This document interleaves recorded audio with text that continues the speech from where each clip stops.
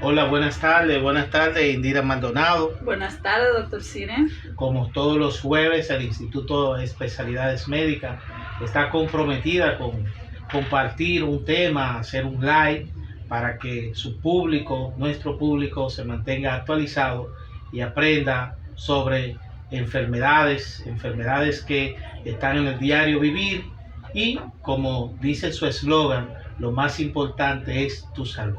Así que, como ya se había pedido en el live que estuvimos participando, tanto tú como yo, alguien pidió que habláramos de enfermedad de Parkinson. Por eso en el día de hoy estaremos hablando de dicha enfermedad. Complaciendo al público, así mismo, doctor, un tema que se nos pidió anteriormente. Vamos a hablar sobre la enfermedad de Parkinson. ¿Cuáles son sus síntomas principales o las manifestaciones clínicas? ¿Y qué tenemos que esperar en un paciente con esta enfermedad? La enfermedad de Parkinson es una enfermedad neurodegenerativa de las células cerebrales, las neuronas, donde hay una sustancia que tiene que ver con el movimiento y tenemos ahí una disminución en la producción de esa sustancia conocida como la dopamina. Entonces de ahí se desencadenan la serie de síntomas que el paciente presenta a lo largo de la enfermedad. Antes de seguir desarrollando el tema, Indira, muy importante que decirle a nuestros amigos que están detrás de las redes sociales, todo el que nos está escuchando, que se una en esta tarde en oración por la salud de nuestro querido amigo y colega, el doctor Johnny Pérez. Continuando con el tema, es bueno decir que esta enfermedad, la enfermedad de Parkinson, se descubrió en el año 1817 por James Parkinson. James Parkinson, que en virtud a su nombre se llama la enfermedad. Y es como tú dices, Indira, que es una enfermedad neurodegenerativa. Y como nosotros estuvimos hablando en la ocasión anterior sobre la enfermedad de Parkinson, de Alzheimer, que era la enfermedad neurodegenerativa más frecuente, la enfermedad de Parkinson es la segunda enfermedad neurodegenerativa más frecuente después de la enfermedad de Alzheimer. Eso es importante decirlo porque hay un sinnúmero de enfermedades neurodegenerativas, pero la enfermedad de Parkinson es la segunda. Algo muy importante de la enfermedad de Parkinson con relación a la aparición, no es una enfermedad exclusiva del adulto mayor. ¿Por qué? Porque se puede presentar en jóvenes también. A partir de los 40 años puede aparecer esta enfermedad, pero también se han visto casos en pacientes menores de 40 años. Pero generalmente cuando se presenta en estos pacientes o menos o igual ya a los 40 años, entonces es una enfermedad de inicio temprano. Generalmente es más frecuente, claro está, que se vea en pacientes mayores de 65 años. Mayores de 65 años. Y a medida que aumenta la edad, entonces va apareciendo la enfermedad. Hay una mayor predisposición. Y sí, tomando en cuenta esto que usted menciona, doctor, en los pacientes jóvenes o más jóvenes, generalmente esta tiene una asociación, vamos a decir, genética primordialmente, aunque también la enfermedad de Parkinson tiene una característica similar a la enfermedad de Alzheimer, que es una enfermedad esporádica. Esporádica quiere decir que no siempre y que lo más frecuente es que no sea algo hereditario. Es decir, que porque mi papá tuvo Parkinson, a mí me espera tener Parkinson. No es lo común, aunque puede pasar cuando tenemos un componente genético en un grupo familiar. También, como usted bien dijo, que es una enfermedad neurodegenerativa, tenemos que entender que es una enfermedad que cuando aparecen los síntomas, ya estamos hablando de que esta enfermedad venía con ciertos síntomas quizás muy sutiles o todavía sin síntomas, por lo menos 10 años antes de uno hacer el diagnóstico. Se dice que ya estaba la base fisiopatológica de la enfermedad en el individuo. Sí, eso es muy importante, Indira. Me hacen el diagnóstico de la enfermedad de Parkinson hoy, Sí, pero ya hace 5 o 10 años atrás que el paciente viene arrastrando esos síntomas. claro que estos ¿Verdad? cambios se estaban dando a nivel del cerebro. Ok, y algo muy importante que tú decías también ahorita, que cuando se presenta la enfermedad en un paciente joven, indispensablemente o de manera sine qua non es que el paciente tiene ya prácticamente un componente familiar, se me estaba yendo esa parte, tiene un componente familiar. Sin embargo, en el adulto mayor es diferente. Puede tener tanto el componente genético, pero sobre todo más son por los factores ambientales. Exacto. Entonces, Que es la forma esporádica, que es la forma más frecuente de la enfermedad. Y en esos factores ambientales, doctor, ahí para que usted nos ayude mencionándolo. Mira una cosa muy importante, sobre todo aquellos pacientes que trabajan, que están en contacto muy directo con los químicos, Sí, los con pacientes los tóxicos, agricultores. los agricultores, con los herbicidas, Ujú. los pesticidas. Pero una cosa muy importante, pero cuando hablamos de factores ambientales, también estamos hablando del tabaco, del cigarrillo, ¿no? También del café. Pero mira qué paradójica es la cosa. Para los pacientes con Alzheimer, el café y el tabaco es perjudicial, pero para el paciente con Parkinson le es beneficioso. Exacto. A pesar de que estos dos factores que se supone que son factores de riesgo, pero en este caso son beneficiosos para el paciente con Parkinson. Entonces, es decir, los factores ambientales, sobre todo los pacientes que tienen relación, algún tipo de contacto directo, que trabajan en el campo con los pesticidas, los herbicidas, son los que generalmente tienden a padecer de esta enfermedad. Y recordemos, doctores, que usted me interrumpe, que muchas veces estos pacientes ni siquiera tienen, vamos a decir, el equipamiento requerido cuando están manipulando este tipo de productos, ¿eh? Sí. O sea, y tienen una exposición que no es una exposición, yo hoy me expuse a un herbicida y ya mañana tengo Parkinson. Exactamente. No. Es algo, ¿verdad? Llega un paciente que tiene que desde su juventud trabajando en el campo, la agricultura, y ya en la etapa adulta mayor es que vienen a presentarse estos síntomas. Sí. En sentido general, incluyendo tanto los jóvenes como los adultos mayores, solamente un 15% de los pacientes tienen predisposición genética. Un 15% en sentido general, ¿verdad? Entonces, Indira, cualquier persona que vea a un paciente temblando o que tenga inestabilidad, cualquier persona hace el diagnóstico de Parkinson, cualquiera que no sea médico. Exacto. Ese tiene Parkinson desde que lo ve. ¿Cuáles son los síntomas iniciales que generalmente pasan desapercibidos o son infradiagnosticados principalmente? Sí, principalmente, mire, doctor, tenemos síntomas en la enfermedad de Parkinson, vamos a tener síntomas motores y no motores. Generalmente el paciente con enfermedad de Parkinson, el síntoma que más característica o caracterización tiene es el temblor. Por eso, bien usted dice que cualquiera que ve a un paciente temblando dice, ay, mire, ese señor tiene un Parkinson. Sí. Pero la característica principal de este temblor, en un inicio, en etapas iniciales, es que es un temblor en reposo y que este temblor inicia de forma asimétrica. Asimétrica quiere decir que primero empieza afectando a un lado del cuerpo. No es que el paciente empieza y en los dos hemicuerpos, es decir, en las dos extremidades, el paciente empieza a temblar. Generalmente no es así, sino que empieza en un hemicuerpo y ya luego se van agregando otros síntomas como la lentitud, a eso que se llama bradicinesia, que es que el paciente se pone lento, una marcha que más adelante vamos también a mencionarla, una marcha lenta de cortos pasos. También el paciente, antes incluso se describe, doctor, que antes de estos síntomas motores, que son los más llamativos, están los síntomas no motores, donde incluye las alteraciones del sueño. Son uno de los síntomas cardinales en este tipo de pacientes para hacer el diagnóstico. Generalmente el paciente ya acude cuando o está rígido, ¿verdad? Tenemos algo que se llama rigidez en rueda dentada, o tiene el temblor que le imposibilita hacer algunas actividades o está muy lento, pero están estos síntomas como es la alteración en el sueño, el estreñimiento es uno también de los síntomas cardinales para hacer el diagnóstico. Muy importante en estos pacientes. Tenemos también que pueden o no tener, y generalmente se acompaña también con síntomas de depresión y ansiedad, este tipo de paciente, y todo esto son síntomas que a veces el paciente lo venía manifestando y se le atribuía quizás a otra enfermedad, que no se le daba, vamos a decir, uno no buscaba la forma hasta que llegan estos síntomas motores y lo incluye.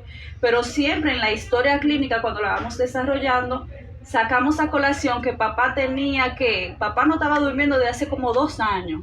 Le estábamos dando este medicamento para dormir. Y eso va pasando a la medida que uno va desarrollando el historial clínico del paciente. Papá, como tú dices, papá o don José o doña María, se estaba poniendo agresiva también. Si tenía los trastornos del sueño, tenía la depresión, estaba agresiva, pero no estaba temblando, ¿no? Entonces, o no tenía ese temblor, no tenía esa rigidez, y eran los primeros síntomas que estaba entonces desarrollando, y sobre todo esa marcha lenta. Y otra cosa muy importante, que se va a afectar el lenguaje, porque el paciente va a comenzar a hablar. Hay una lentitud en el lenguaje, va a comenzar a tener este paciente a presentar. Y entonces estos son parte de los síntomas iniciales, que por eso es que pasa desapercibida la enfermedad. Ahora, si el paciente llega encurvado, ¿no, verdad?, con la rigidez y temblando, hasta mi secretaria le dice: doctor, hay un paciente con Parkinson, claro. Pero cuando comienza con estos síntomas iniciales, no todo el mundo lo diagnostica. No. Pues, por ejemplo, y hay una caracterización muy importante, ya en etapas avanzadas también, doctor, del paciente con Parkinson, y es que la enfermedad no solamente se queda de un solo lado, sino que ya entonces viene avanza y afecta el otro hemisferio, y entonces vemos el paciente ya con toda la clínica florida de esta marcha lenta, que también se conoce como marcha parkinsoniana.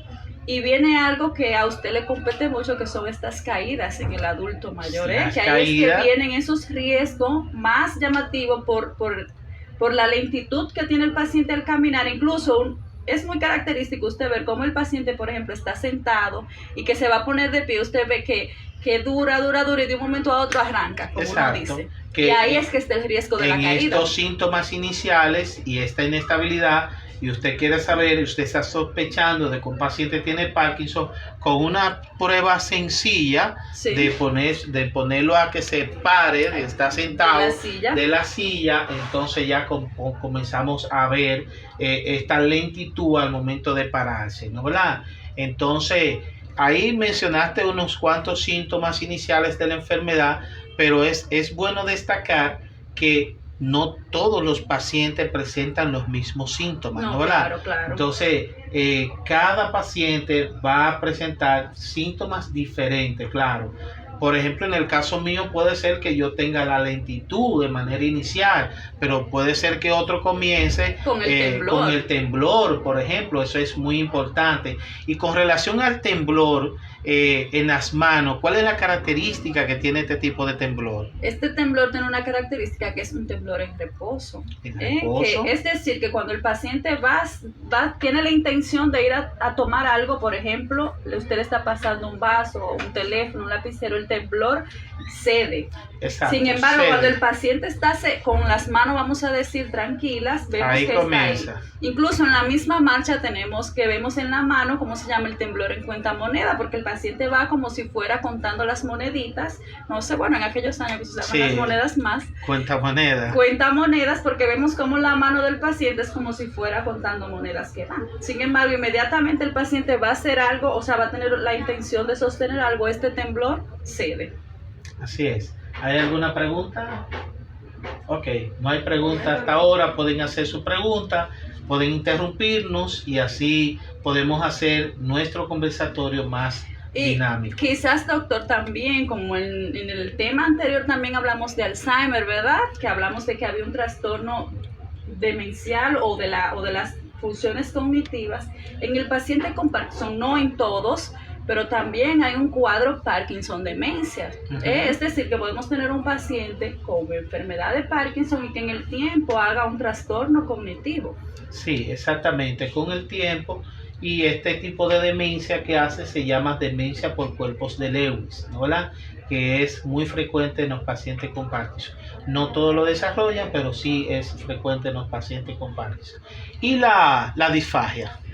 En etapas avanzadas ya tenemos disfagia. Sí. También hay otra característica de la enfermedad, que es que la velocidad de procesamiento la vemos lenta, es decir, que le hacemos, vamos a decir, pregunta o para el paciente poder desarrollar una idea, uno lo ve como muy lento, como si no encontrara la palabra, y no quiere decir exactamente que sea la parte cognitiva que esté mal, sino que es que al estar tan lento, hasta para expresar la palabra, exactamente, para expresar el lenguaje, tiene también como esta lentitud, a pesar de que él tenga todas sus funciones cognitivas intactas. Exacto. Entonces, o sea, que puede crear un poquito de ruido, vamos a decir, uno pensando en otro trastorno cognitivo. Sí, exacto.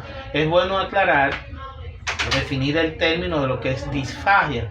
La disfagia no es más que la dificultad que tiene una persona al tragar, al deglutir. Entonces esa dificultad que conlleva, por ejemplo, estos pacientes, por esa misma dificultad para deglutir, pueden broncoaspirar, ¿no? Entonces que se le vayan alimentos a la vía respiratoria y por lo tanto, entonces el paciente desarrolla neumonía, que eso es un tema muy importante. Un tema muy importante, sí doctor. El paciente con Parkinson, es verdad, todo esto el paciente llega a desarrollarlo en la mayoría de los casos, pero ya en etapas más avanzadas, aunque también hemos visto casos que hay un Parkinson que es como un poquito más agresivo, otros que tardan más, pero esta es una enfermedad en la cual el paciente, su pronóstico es bastante, vamos a decir, es de largo tiempo, no es una enfermedad que agota al paciente inmediatamente, sino es una enfermedad larga, así como usted dice, y que conlleva muchos cuidados. Mucho cuidado, ya que habla del cuidado, al igual que la enfermedad de Alzheimer también, el paciente que tiene Parkinson requiere, a medida que evoluciona la enfermedad, requiere mucho cuidado también, porque prácticamente es una enfermedad discapacitante también. Y entonces, empieza vamos a decir, a una edad más productiva que el Alzheimer. Un paciente que está en su vida todavía, es un paciente que trabaja, o sea, que quizás es el sustento de una familia y que se tiene que quizás retirar por ciertas situaciones. Exacto. Entonces, al requerir también cuidados, entonces conlleva a este paciente a tener sobrecarga al familiar, ¿verdad? Entonces, lo que es la sobrecarga al paciente, al cuidador. Entonces, y esto lleva realmente también, como tiene la sobrecarga, a tener todos los síntomas que presenta el paciente cuidador, el cuidador, de hasta depresión también.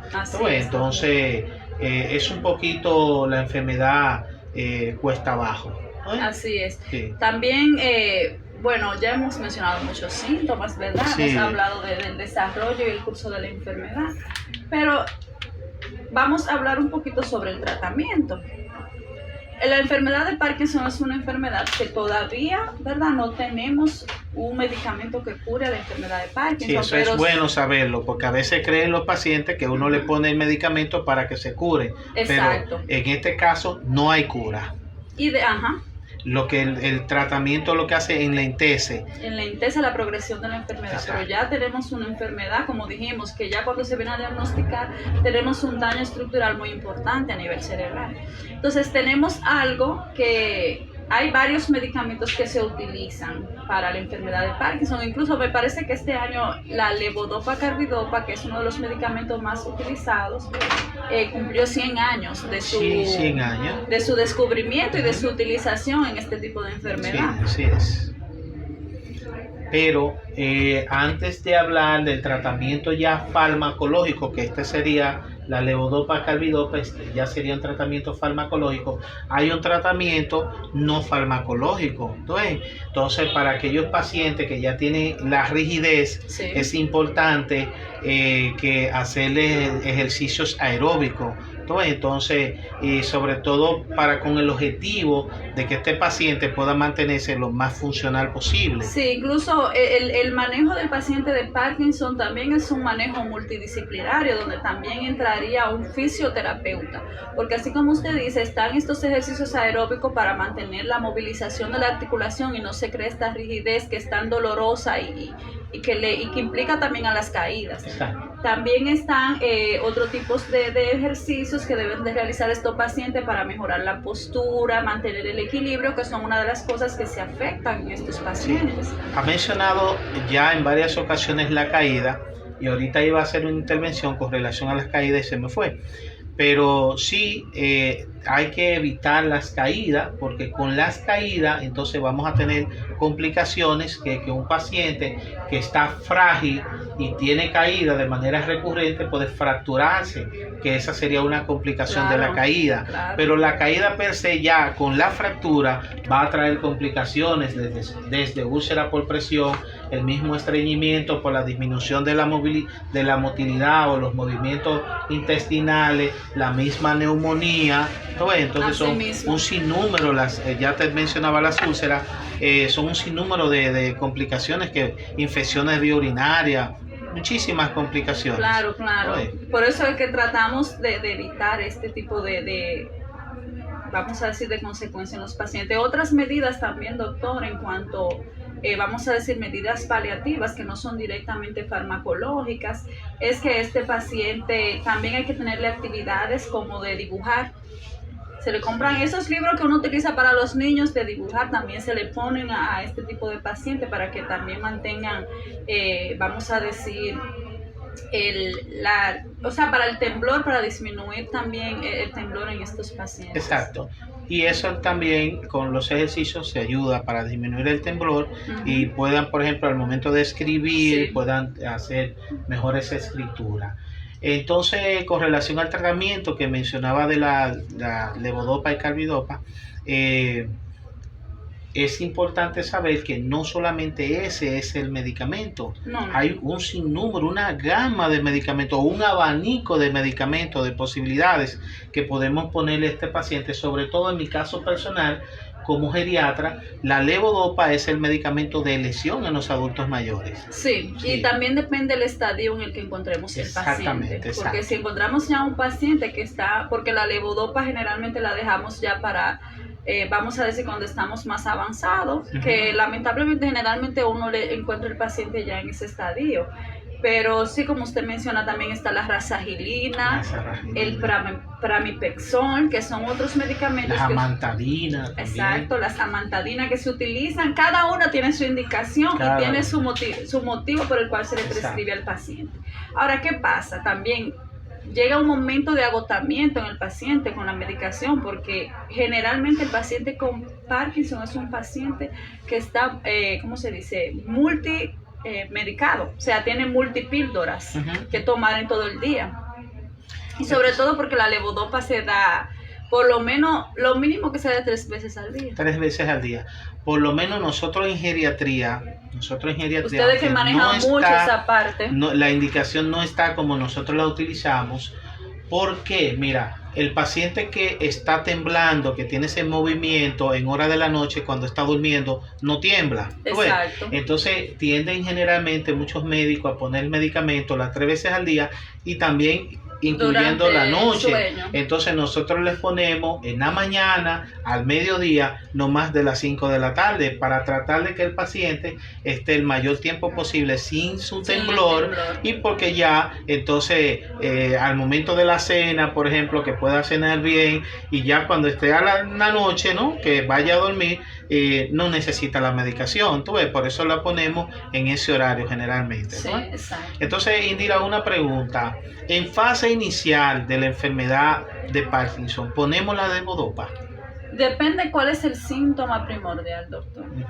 Pero generalmente uno no en fase inicial no se inicia inmediatamente con la levodopa. Exacto, hay muchos pacientes, yo en mi caso personal he visto muchos pacientes que en fase inicial la tienen. Entonces la pregunta es por eso, porque llega un momento que el paciente cuando más lo necesita no le hace nada. Exacto, porque llega un momento en el que ya el cuerpo, vamos a decir, el efecto que buscábamos con el medicamento, ya el cuerpo no lo asimila. Exacto. Por así decirlo, sería un efecto de luna de miel. Exacto. Un efecto de luna de miel donde ya, por ejemplo, el medicamento está adaptado al organismo que no llega a hacer absolutamente nada. Que a pesar que el paciente se toma el medicamento y el medicamento no le hace nada. Por eso es que vemos pacientes que tienen 4 y 5 medicamentos para el Parkinson puestos.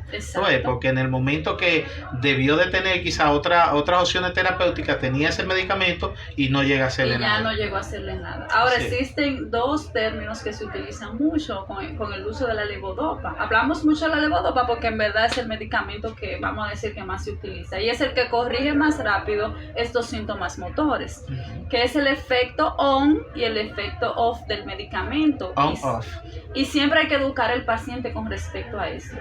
El efecto on es el tiempo que tras usted ingerir el medicamento, usted dura con el efecto del medicamento. Es decir, usted se toma la pastilla y dura 30 minutos con el efecto del medicamento, que ahí nosotros valoramos si disminuimos, aumentamos dosis o disminuimos la frecuencia en que le vamos a dar el medicamento al paciente. Exacto. Y el efecto off es el efecto de que ya, ¿verdad?, que en el que el medicamento dejó de hacer efecto. Y nuevamente el paciente empieza con el temblor, empieza con la rigidez, empieza a estar lento. Exactamente. Entonces hemos hablado de un tratamiento no farmacológico, de un tratamiento farmacológico y la cirugía. ¿Para cuándo? Exacto. Ese es un tema sumamente importante, la cirugía funcional de la enfermedad de Parkinson, que existen dos formas de cómo hacerla. Es importante mencionar que aquí en el Cibao se realiza esta cirugía, doctor. Tenemos hay un equipo en... ¿Y desde cuándo? Yo tenía el conocimiento en Santo Domingo. Aquí en el Cibao, doctor, acá en el Cibao tenemos, sí. Eso es una primicia que usted está dando aquí. Eso es una primicia para que usted vea. Sí, tenemos hay una clínica en Santiago, en la clínica Unión Médica está una compañera que fuimos compañera tanto de la universidad como vamos a decir, estuvimos en México compartiendo, que es especialista en enfermedad de Parkinson. Y ella tiene un equipo, en Unión Médica, con el cual se han hecho ya algunas cirugías. Vamos colocando el microchip, ¿cómo que se llama? Se me fue el término. Es un microchip, sí. Para esto. Creo que ya se han hecho 2 en la clínica Unión Médica. Es algo que antes solamente, sí. Eso solamente se hacía en Santo Domingo, doctor. Entonces tenemos la oportunidad ¿verdad?, del paciente que lo amerite, porque no todo el paciente lo amerita, aparte de que es algo muy costoso, pero de que vale la pena la vale.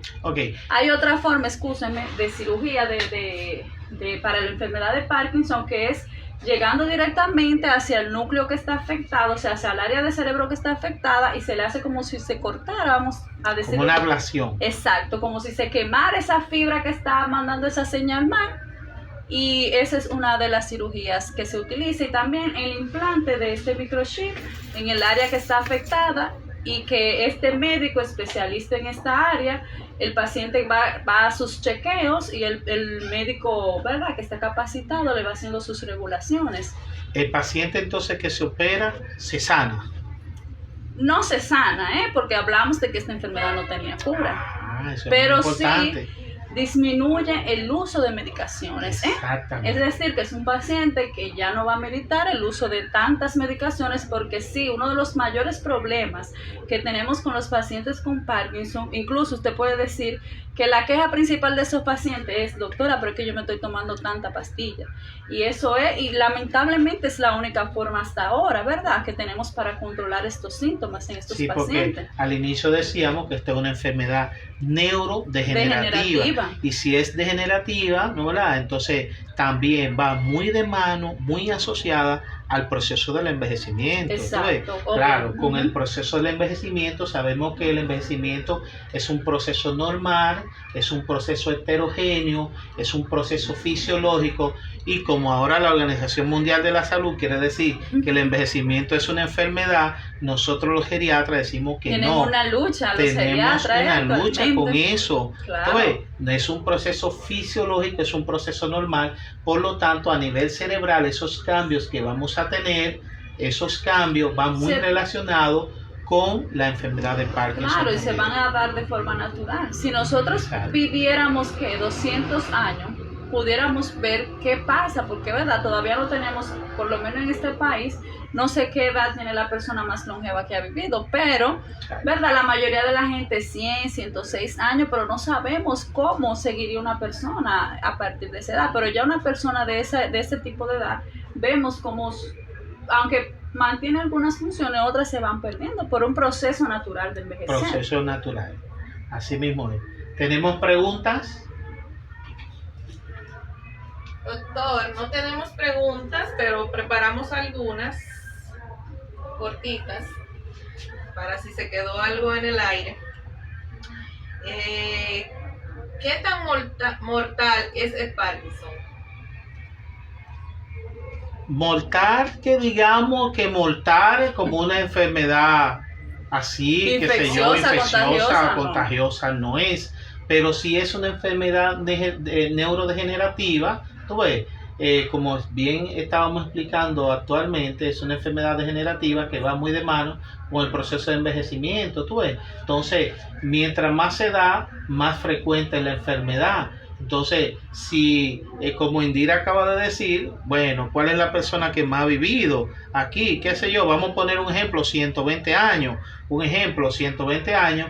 Pero aunque sea sin Parkinson y estemos totalmente sanos, al final vamos a fallecer. ¿Tú ves? Entonces, con Parkinson, sin Parkinson, vamos a fallecer como quiera, pero así que mortal, digamos que no. Y la enfermedad de Parkinson no vamos a decir, el paciente no muere directamente de enfermedad. Exactamente, de Parkinson. Es como el Alzheimer. Muere por complicaciones. A veces los pacientes me dicen, mi papá murió de Alzheimer, pero yo digo, lo más probable es que murió de una complicación, porque estas no son enfermedades, como dijimos, no son infecciosas, no son enfermedades, vamos a decir, mortales como tal. Y muy importante decir, Indira, ya que menciona eso, de que muere el paciente por una complicación, generalmente es la pulmonar, mueren de neumonía. Y si hay caídas, fracturas, viene por las úlceras, por encamamiento, exacto, como usted mencionó. Y al final, aún sea se cayó, se fracturó, dentro del encamamiento coge una neumonía también. Exacto. Esa es la principal causa de muerte. Principal causa. Sí, la neumonía.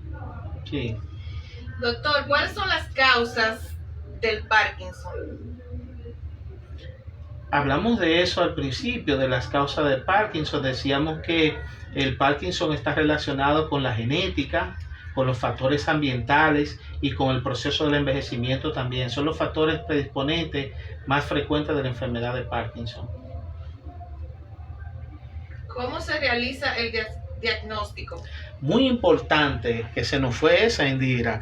El diagnóstico meramente de la enfermedad de Parkinson es un diagnóstico clínico. Es un diagnóstico clínico y también, sobre todo, podemos utilizar todos los métodos de imágenes, pero es un diagnóstico clínico y post-mortem. Entonces, después que se muere el paciente, entonces hacemos los estudios ya al cerebro. ¿Existe curación para el Parkinson? No. Los medicamentos lo que hacen es enlentecer el curso de la enfermedad, pero cura como tal no hay, ni medicamentosa ni quirúrgica. ¿La enfermedad de Parkinson es hereditaria? Hay un porcentaje que mencionamos en un inicio, un 15% del Parkinson puede tener un componente genético hereditario, y generalmente lo vemos sobre todo en los pacientes que tienen un inicio temprano de la enfermedad. Los pacientes jóvenes. Que hay una historia familiar de un Parkinson que afectó a las personas que afectó fue también en etapa de juventud. Además del farmacológico, ¿qué otros tratamientos existen? Bueno, mencionamos lo quirúrgico, que es la cirugía funcional, que es, vamos a decir, donde se están basando las expectativas, y tenemos la parte paliativa que mencionamos anteriormente, donde entra el fisioterapeuta con los ejercicios, actividades con estos pacientes para evitar la depresión y para evitar los trastornos neurocognitivos.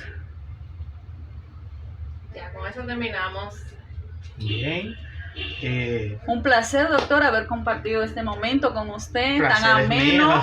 aquí, El placer es desarrollado mío. en esta enfermedad fascinante. Sí, espero que hayamos complacido a los oyentes, sobre todo al que pidió el tema Sí, sí. de enfermedad de Parkinson. La enfermedad de Parkinson es una enfermedad muy amplia que nosotros de manera de atrevida la desarrollamos en tan poco tiempo. ¿Tú ves? Claro, dimos las Necesitamos- pinceladas sí, principales. Necesitamos más tiempo. Así que... Una otra pregunta. última, doctor, para que quedemos... Cerrar con broche de oro. ¿Cómo entender el paciente con Parkinson y las familias? O la familia, ¿cómo puede entender el paciente con Parkinson? Yo creo que primero todo en la vida tiene que ver con educación. Tenemos que educarnos, entender la enfermedad, saber qué es la enfermedad de Parkinson. A medida que sabemos qué estamos tratando, entonces yo puedo entender más a mi paciente. Por ejemplo, en el día de hoy tuve una paciente, Indira, evidentemente con un Parkinson de libro, con las alucinaciones, Oh, depresión, con el estreñimiento, con todo, como un libro, totalmente como un libro de escrita. Y evidentemente los familiares creen que la señora, imagínense, con las alucinaciones, decía que a ella le habían echado algo, una brujería y todo eso. Entonces, ellos que son de una familia religiosa, ya creían que, óyeme mamá, pero que tú siempre has sido muy cristiana, muy creyente, qué sé yo cuánto. Y entonces yo solamente le escuchaba y nada. Al final, que yo le dije, mira, ella lo que tiene es esto, tiene la enfermedad de Parkinson, debuta con las alucinaciones, estas son alucinaciones, y todo eso fue donde ellos pudieron realmente entender. Lo malo de esto es que una paciente que ha pasado por muchos médicos, ¿tú ves? Sí, así Y a es. veces nosotros no nos detenemos a explicar, lamentablemente, ¿tú ves? Y entonces, pero cuando educamos a los pacientes, educamos a los familiares sobre la enfermedad, ellos pueden entender realmente lo que está pasando y por lo tanto van a manejar mejor a sus familiares. Si quieren despedir. Bueno, cierra tú, Indira. Nada, pues muchas gracias. Incluso este live sirve para eso, para ir orientando a las familias que quizás están viviendo con una persona con enfermedad de Parkinson, para que entiendan el proceso de la enfermedad. Agradecemos el espacio que se nos abrió para desarrollar este tema y como siempre un placer compartir con usted, doctor. Sí, muchas gracias, Indira, y pedir disculpas si le está escuchando el tema algún médico. Hemos tratado de desarrollar el tema de una manera que todo el que nos esté escuchando Pueda nos entender pueda el entender mensaje. perfectamente. Si es para debatirlo en un escenario médico, lo debatimos y nos allanamos al vocabulario médico. Claro ¿Tú que ves? sí, claro Así que que sí. nada, muchas gracias y buenas tardes.